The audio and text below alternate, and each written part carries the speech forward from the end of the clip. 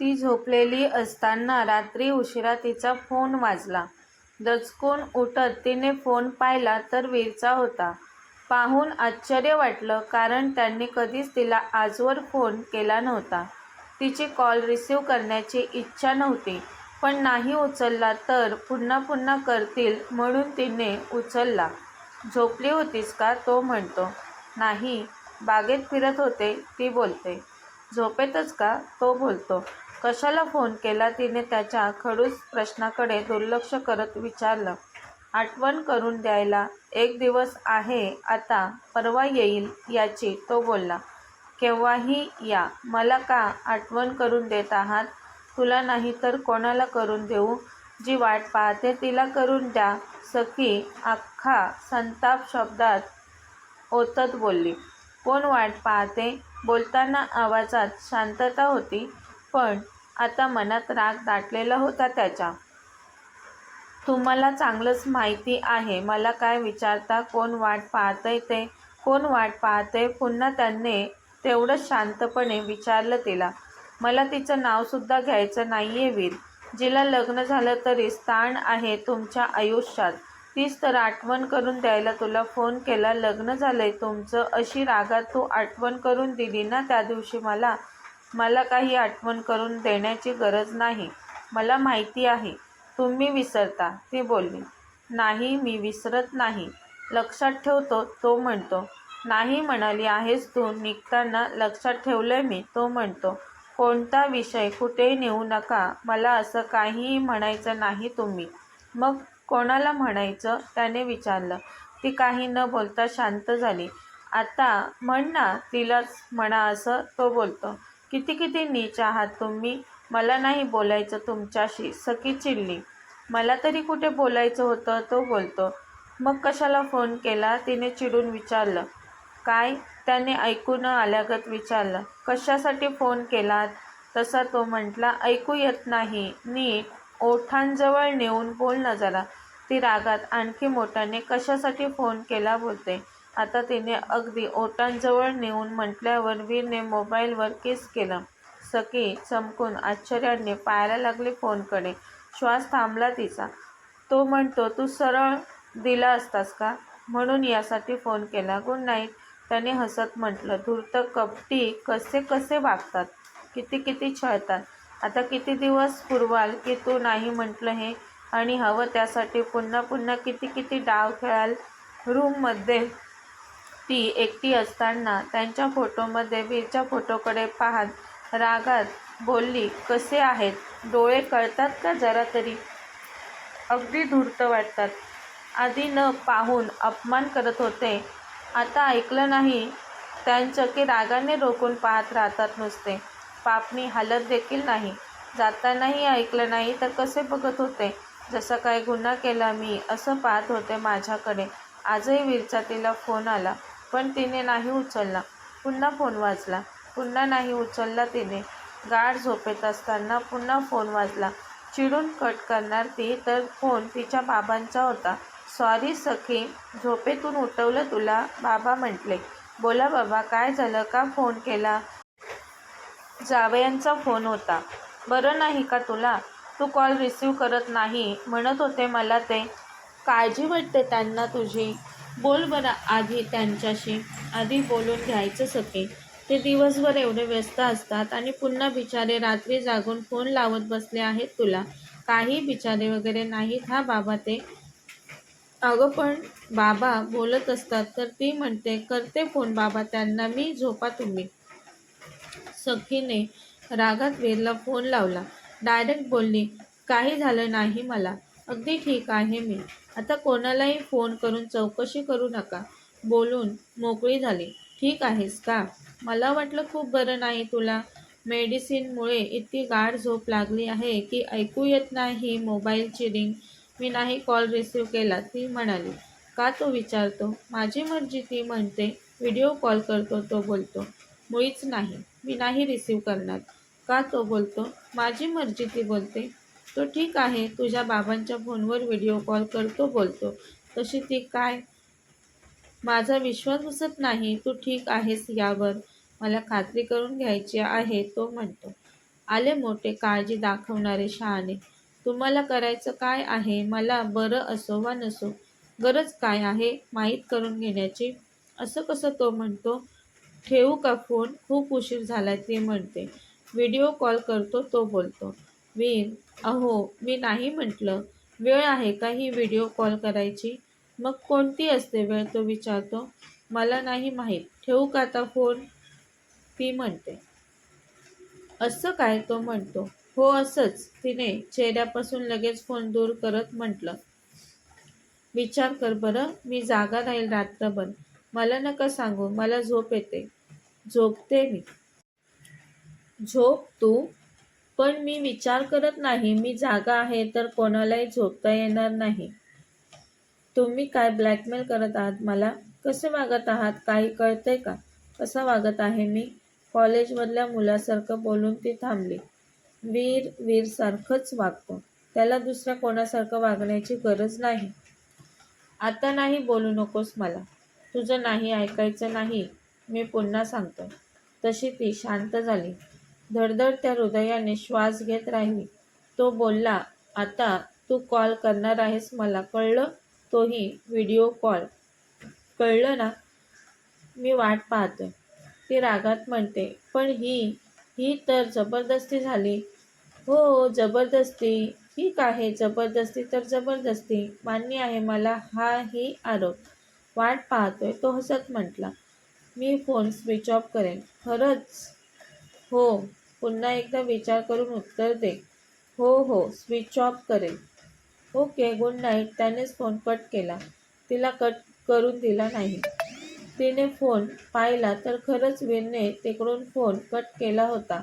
जिंकण्याच्या समाधानात पण राग शांत करण्याच्या प्रयत्नातच ती लेटली. पण तिला झोपच येईना. 2-3दा फोन वाजल्याचा भास झाला. खरंच जागेच असतील का?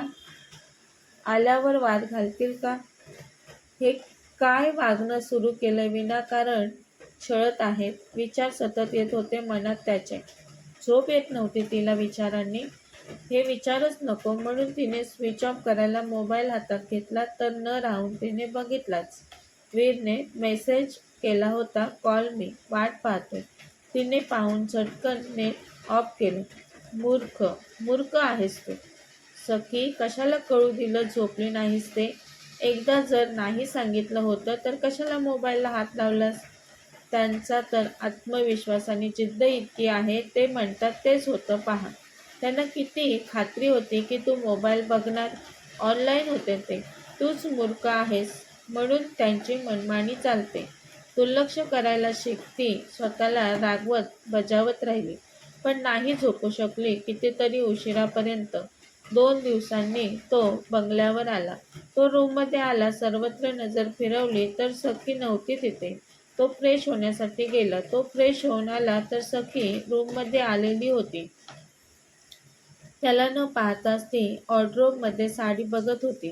तेव्हाच त्याने त्याच्या बॅगमधून साडी काढून तिच्या पाठमोऱ्या उभ्या असलेल्या तिच्या खांद्यावर साडी ठेवली. तिने दचकून वळून पाहिलं.